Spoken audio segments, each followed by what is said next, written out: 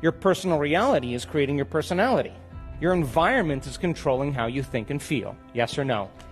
And as long as you're reacting equal to your environment, you should create more of the same environment. Come on. And there should be a nice biological dance, a perfect match between your neurocircuitry, your chemistry, your genes, your hormones, with what's going on in your life. There's a tango going on between your inner world and your outer world. Yes or no? So then, your environment is actually controlling you. You're a victim to the circumstances in your life. And you see the person, you unconsciously react.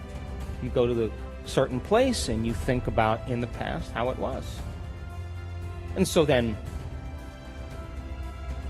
if how you think and how you feel creates your state of being, and you keep thinking the same thought, it keeps producing the same emotion, that same emotion is influencing how you're thinking. You're hardwiring your brain and conditioning your body emotionally into the past, yes? And if you do that enough times, thinking and feeling in the same way, the body becomes the mind of that emotion. Now the servant has become the master, and the body's running the show. Yes or no?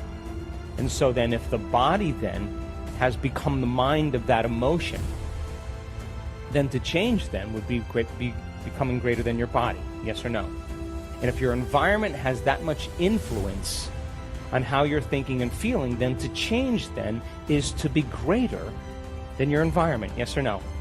And if you're waking up every single morning, coming back to your senses, looking at the person next to you saying, oh my God, who is that? How did I get here? Jeez.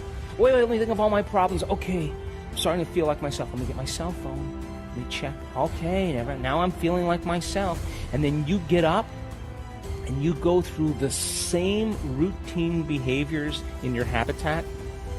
You have the vision of the toilet, and the next thing you know, you're in front of the toilet. Then while you're on the toilet, you have the vision of the coffee maker, and there you are, you're in front of the coffee maker. And then while you're drinking your coffee, you have the vision of the shower, and there you are in the shower. And while you're in the shower, you get super creative about the clothes you're going to wear, and next thing you know, you're dressed. And your body is always following your mind, but it's following it to the known.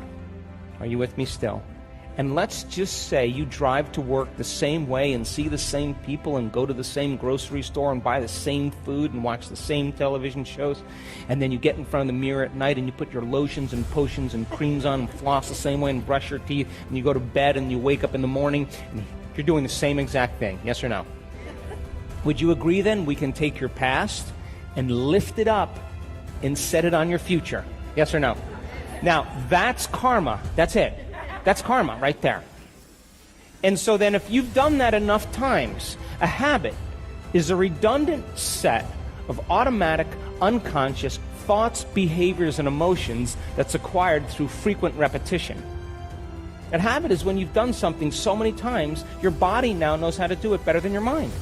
Are you with me still? So if you wake up in the morning and you're doing that, would you agree then your body's on autopilot?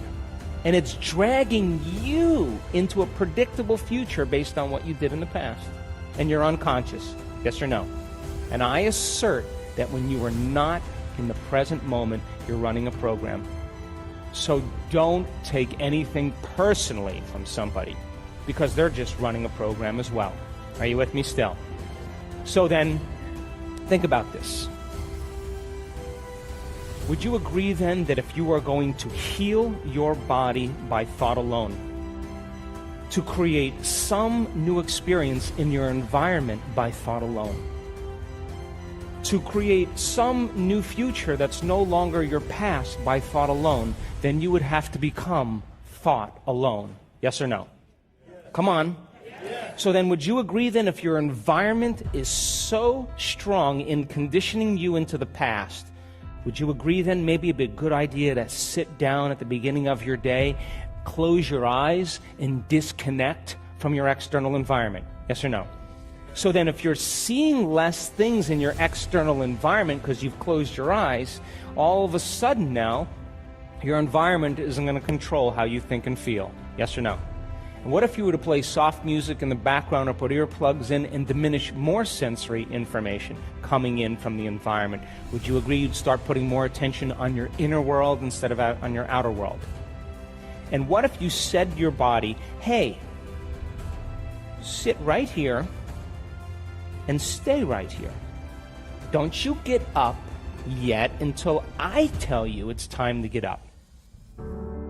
If you believe that your thoughts have something to do with your destiny, and you can't think greater than how you feel, or feelings have become the means of thinking, by very definition of emotions, you're thinking in the past. And for the most part, you're going to keep creating the same life. So then people grab their cell phone, they check their WhatsApp, they check their text, they check their emails, they check Facebook, they take a picture of their feet, they post it on Facebook, they tweet something, they do Instagram, they check the news, and now they feel really connected to everything that's known in their life. And then they go through a series of routine behaviors. They get out of bed on the same side, they go to the toilet, they get a cup of coffee, they take a shower, they get dressed, they drive to work the same way, they do the same things, they see the same people, they push the same emotional buttons, and that becomes the routine, and it becomes like a program. So now they've lost their free will to a program, and there's no unseen hand doing it to them. So when it comes time to change, the redundancy of that cycle becomes a subconscious program. Most people then wait for crisis or trauma or disease or diagnosis. They wait for loss, some tragedy to make up their mind to change. And my message is, why wait? And you can learn and change in a state of pain and suffering, or you can learn and change in a state of joy and inspiration. And I think right now, the cool thing is that people are waking up. The moment you start feeling abundant and worthy, you are generating wealth. The moment you're empowered and feel it, you're beginning to step towards your success. The moment you start feeling whole, your healing begins. And when you love yourself and you love all of life, you'll create an equal. And now you're causing an effect. And I think that's the difference between living as a victim in your world, saying, I am this way because of this person or that thing or this experience. They made me think and feel this way. When you switch that around, you become a creator of your world, and you start saying, my thinking and my feeling is changing an outcome in my life. And now that's a whole different game, and we start believing more that we're creators of reality. If you're not being defined by a vision of the future, then you're left with the old memories of the past, and you will be predictable in your life. If you can sit your body down and tell it to stay like an animal, stay right here. I'm going to feed you when we're done. You can get up and check your emails. You can do all your texts. But right now, you're going to sit there and obey me. When you do that properly, and you're not eating anything or smelling anything or tasting anything, you're not up experiencing and feeling anything, you would have to agree with me that you're being defined by a thought, right? So when the body wants to go back to its emotional past, and you become aware that your attention is on that emotion, and where you place your attention is where you place your energy, you're siphoning your energy out of the present moment into the past, and you become aware of that. And you settle your body back down in the present moment, because it's saying, well, it's 8 o'clock. You normally get upset because you're in traffic around this time, and here you are sitting, and we're used to feeling anger, and you're off schedule. Oh, it's 11 o'clock, and you usually check your emails and judge everybody. Well, the body's looking for that predictable chemical state. Every time you become aware that you're doing that, and your body is craving those emotions, and you settle it back down into the present moment, you're telling the body it's no longer the mind, that you're the mind, and now your will is getting greater than the program. And if you keep doing this over and over again, over and over again, over and over again, just like training a stallion or a dog, it's just going to say, I'm going to sit. And the moment that happens, and the body's no longer the mind, when it finally surrenders, there's a liberation of energy. We go from particle to wave, from matter to energy, and we free ourselves from the chains of those emotions that keep us in the familiar past. And so if you think 60 to 70,000 thoughts in one day, and we do, and 90% of those thoughts are the same thoughts as the day before, and you believe that your thoughts have something to do with your destiny, your life's not going to change very much, because the same thought leads to the same choice leads to the same behavior creates the same experience, and the same experience produces the same emotion. And your body is going to buck and kick like an unbridled stallion. I'm busy, I got a lot to do, I got emails to check, I got meetings to go to. Because you programmed it that way, yes or no? And every time you say to the body, stay, are you telling it it's no longer the mind, that you're the mind? Yes or no? And now, The will is becoming greater than the program. Yes or no? And all of a sudden, if you became conscious that you were angry or emotional or suffering, and you became aware that that emotion was keeping you into the past and driving your brain into high beta, and you became aware of it, and then you settled your body back down into the present moment, and you kept taking it out of the past, sooner or later the animal's going to surrender. Yes or no? And when it does, you are going to liberate energy. You are going to go from particle to wave, from matter to energy. And when that happens now, all of a sudden, you start feeling a little bit more joy, and energy starts to move right there. Are you with me still? And if you are uncompromising to the eternal present moment, the generous present moment, and you keep coming back to the present moment, coming back to the present moment, and you understand where you place your attention is where you place your energy, and you're no longer thinking about the people you have to see and the places you have to go and your cell phone and your computer and your emails and the news, and you keep returning your attention back to the present moment, would you agree then you're disinvesting your energy out of the known future and you're making room for the unknown in your life? Yes or no? So then, in meditation then, if you are literally going to make some type of change and affect your outer world, you're going to have to put most of your attention on your inner world, and you're going to have to become greater than the conditions in your environment and disconnect from your environment. You're going to have to sit your body down and overcome your body, and you're going to have to transcend time. Are you with me still? So then when you're living by the hormones of stress and you're in a threatening situation and the survival gene is turned on, then you're going to spend the most of your time thinking about your environment. Yes or no? And what is your environment made of? People, pets, things, objects, places, time. Yes or no? And when you're living by the hormones of stress and that survival gene is conditioned and turned on, would you agree that you better pay attention to your body if you're being chased by Mr. Big? Yes or no? So most people start to put all of their attention on their body, and they start believing that they're their body. Are you with me still? And if you're living by the hormones of stress and you're trying to predict the future based on the past, then you would have to agree with me then when you're in the present moment, you can't be in stress. Because there is no future and there is no past. There's only the present moment. Yes or no? So then meditation is about that. And what we've measured over and over again when we've done this is I now know without a doubt that you are at your absolute best when you get beyond yourself. Period. And I can tell you right now, you can't tell me you're too old. You can't tell me you're too out of shape. You can't tell me about your past. You can't tell me about your disease. I have seen transformation and shifts in people's bodies independent of how old they are, how out of shape, how in shape, their wealth, their social status. I've seen it happen on all cultures, all ages, all kinds of people. Are you with me still? So then, if you start taking your attention off your body, then would you agree that you would become nobody? Yes or no? Yes or no? Yes. And if you took your attention off all the people in your life that you have to take care of and make sure everything's in place, and all those people have created your identity, that the moment you take your attention off all those people in your life, you become no one. Yes or no? Come on. And if you're not thinking about the things you own and all the objects, your computer, your cell phone, then all of a sudden you're in nothing. Yes or no? And if you take your attention off the place you have to go or the place you're sitting and you get so lost in your inner world that there's no longer an outer world, then you're in nowhere. Yes or no? And if you are not thinking about the predictable future or the familiar past, and you are in the generous present moment, then you are in no time. Are you with me still? And that means then you're no longer your face. You're no longer your pain. You're no longer your job. You're no longer your gender. You're no longer your diet. You're no longer your profession. You're no longer a mother. You're no longer a father. You're no longer a kid. You're no longer your culture, your skin color. You're no longer your name. You are nobody. No one, no thing, nowhere, and no time.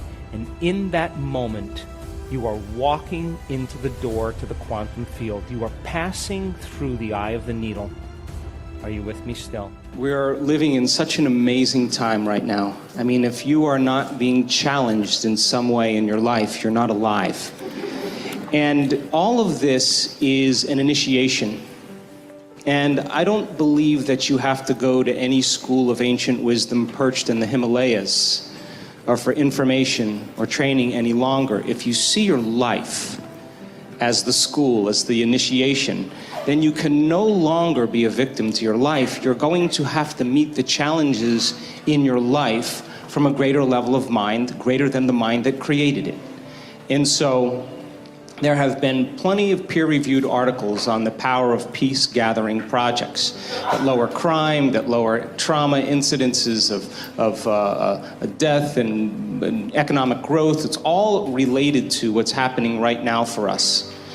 And it's not enough, though, for us to just focus on peace and expect the world to change, because in the peace-gathering projects, when the event was over, a lot of the crime and violence returned back to its ceiling level again.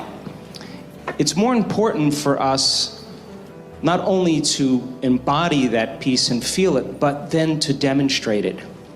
And when we begin to demonstrate it, I think we give people permission to do the same. That means that we can't be preaching peace and then be stuck in traffic and, flipping people off or arguing with your coworker. You don't get to stand up for peace if you have conflict in your life. So when we start that self-contemplative process of looking within, and instead of judging someone or something, look to see if there's an aspect of ourselves within that person or within that situation that we may need to change. And if we're all doing that at the same time, something greater, a greater consciousness is going to emerge. And so I believe that it should never be about a person. It should be about principles. And when we stand up for principles, that creates community. Because you could be one belief or another belief, but if you're sharing the same principles, which are joy and freedom and cooperation and connection, that's what builds communities. So then, everything in our world right now is reminding us of separation.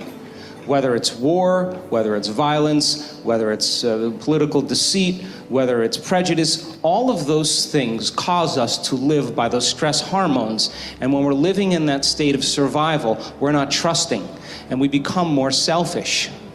So then, starting our day asking ourselves, what would be the greatest expression of myself I'd like to present to the world?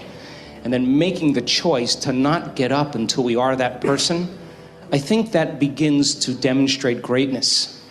And when there is adversity and when there are challenges in our life, the question, of course, becomes, how do we become supernatural? And that means we're going to have to do what feels unnatural at first. When everybody else is in poverty and lack, that's the time to give. When everybody else is in fear and vigilance, that's the time to show courage. When people are angry and hating and prejudiced, that's the time to show compassion. When people are competing to rush to get to the top, that's the time to change your energy and draw the experience to you.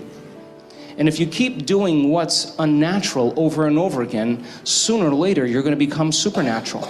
You can't go to the future holding on to the biology of your past. Decide what thoughts you can bring to your future. Write them down. Thoughts like, I can't, it's too hard, I'll never change, I'll start tomorrow, what's wrong with me, it's someone else's fault. Decide on what behaviors or actions or unconscious habits you have to change. How do you talk? Do you complain? Do you blame? Do you make excuses? Do you feel sorry for yourself? Just become so conscious of those behaviors that you'll never go unconscious again. And lastly, you have to decide what emotions no longer belong in your future. That means if you want to be wealthy, you can't take lack. If you want to be healthy, you can't take insecurity or fear. You got to begin to condition your body to a new mind.